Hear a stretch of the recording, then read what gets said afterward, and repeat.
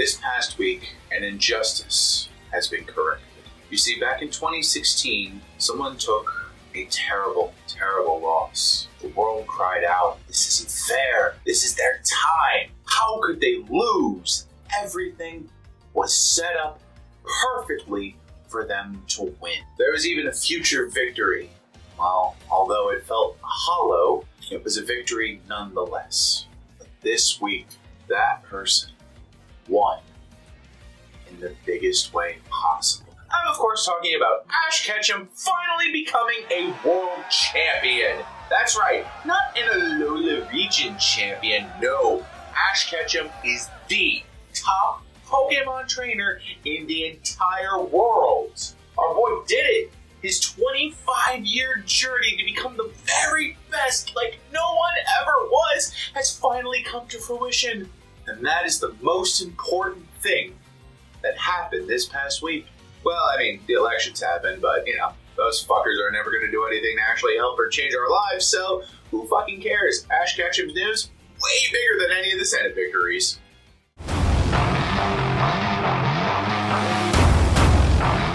Let's get started with Week 10. Now, it seems like in honor of Ash Ketchum, a lot of the underdog teams this week actually pulled off a victory, so hey, coincidental celebration of Ash Ketchum. I'll take it. Starting match we have is the 2-7 Danielle versus the 6-3 David. David, clear favorite coming into this week. Stacked team. Danielle struggling to get anything done. However, this week, Danielle's going to turn it around and get revenge for the first domestic abuse bowl and beat the shit out of her boyfriend, much in part thanks to her picking up Justin Fields this week. Danielle beats David 142 to 129, meaning Danielle will now improve to 3-7, and David will now fall to 6-4. Next up, it's another underdog story. That's right, it's Bob versus Justin. Now, Justin was the clear favorite coming into this week, as Bob has not won a single game since week 1. However, things change in a week apparently, and Bob is actually going to beat Justin this week. Surprised as you all are. Bob beats Justin 144 to 111, meaning that Bob will now rise to 2-8, and Justin will now fall to 4-6. Next up in the That Seems Right part of the week of matchups, we have Uncle David versus Kelly. Now, Uncle David has been struggling a lot this year, but so has Kelly. But Kelly's had a bit of a higher win rate than Uncle David,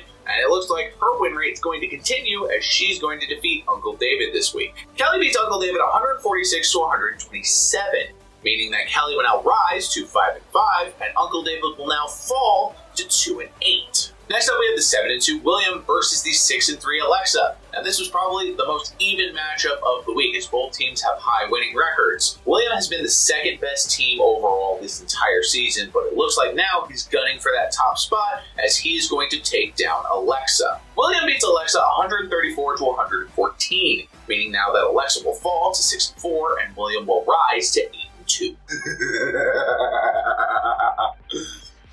Sorry, I am contractually obligated to laugh at the score for the next game. Our final game of the week is a rematch from week 1. That's right, it's Chris versus Kyle. Now in week 1, Kyle absolutely demolished Chris, beating him in a big, big way.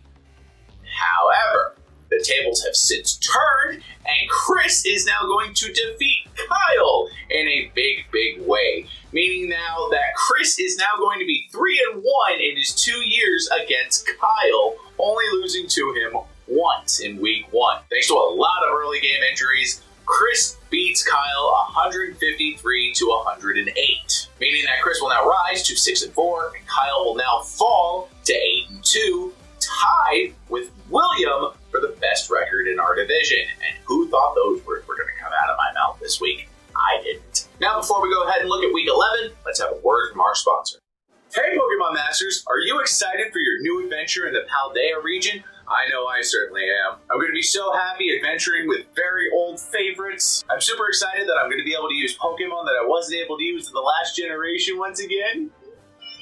But alas, some of our dear friends aren't going to make it into the Paldea region.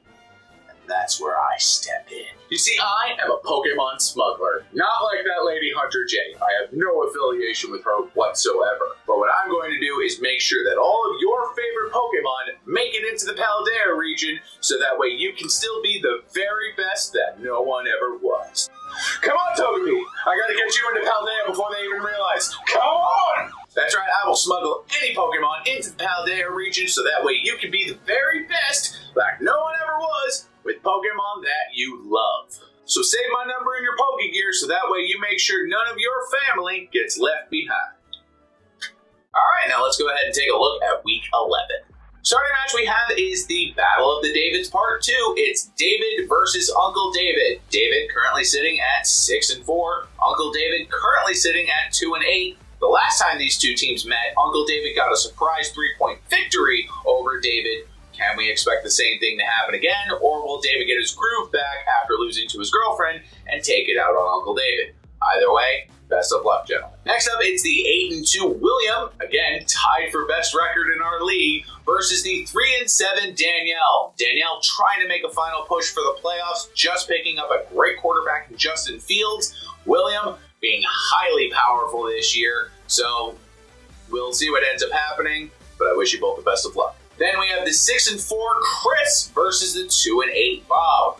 Chris, high off his victory over beating Kyle, and Bob, high off his victory over beating Justin. Will Bob finally get it in gear, or will Chris put the final nail in Bob's coffin?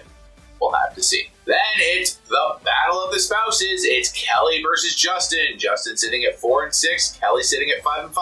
Last time they met, Justin won. Will the roles reverse, much like David and Danielle did this past week, and Kelly will get the win over Justin, or will Justin go ahead and beat his wife for a second time this year? Who knows, but if Justin beats her again, maybe we should all call the police. And our last match of Week 11 is going to be the 8-2 Kyle versus the 6-4 Alexa. Both teams coming off of losses, so it's going to be interesting to see which team is going to be able to bounce back.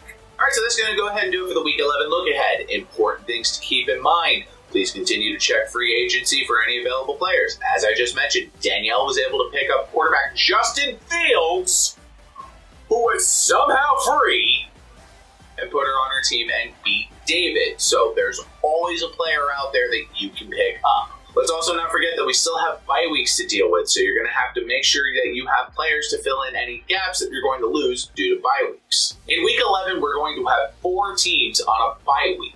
Those 4 teams being the Jaguars, the Dolphins, the Seahawks, and the Buccaneers. Basically, if you've got any players that are on a Florida-based team, you need to make sure they're on the bench so they don't hurt you in the upcoming week.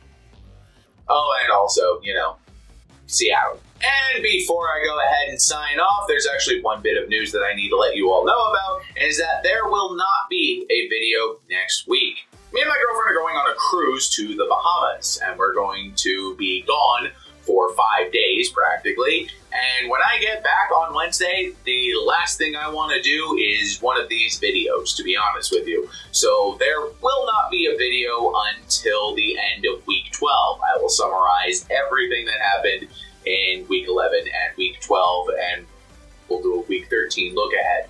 We'll take care of all of that in one video, but I will not be here next week. You're on your own for your fantasy information. I mean, I don't provide any valuable service anyway, but yeah. So because I'm gone and so dedicated to what I'm going to do, I'm going to give you the Week 12 matchups that you have to look forward to. In Week 12, we've got David taking on Justin. David trying to maintain his top spot in their division, and Justin definitely looking to bounce back from some difficult losses. Then we've got Kelly versus Chris. Chris looking to maintain his champion level status and get himself going. Kelly looking to bounce back from a very tough losing streak that she had going here. Then we've got the 2 best teams in the league taking each other on. It'll be William versus Kyle. Now, when they met earlier in the season, Kyle beat William, but with Kyle racking up losses lately, will William be able to take him out? We'll have to wait for Week 12 to find out. Then we'll have Uncle David versus Danielle. Now, this could end up being important because if Justin keeps losing games, whoever wins out of Uncle David and Danielle could end up taking the number 7 spot in the playoffs, and the other one will be doomed to the consolation bracket. So that might end up being an important match to watch. And then finally, we've got Bob versus Alexa. Bob currently tied for last place with Uncle David. Alexa, doing pretty well, but just needs to bounce back after 2 tough losses. So until I see you again next, please remember to have fun, please stay safe, live long and prosper, happy Thanksgiving, and remember, whether it takes you 5 years or 25 years, whatever you set your mind to do, make sure that you always aim to be the very best, like no one ever was. I'll see you in 2 weeks.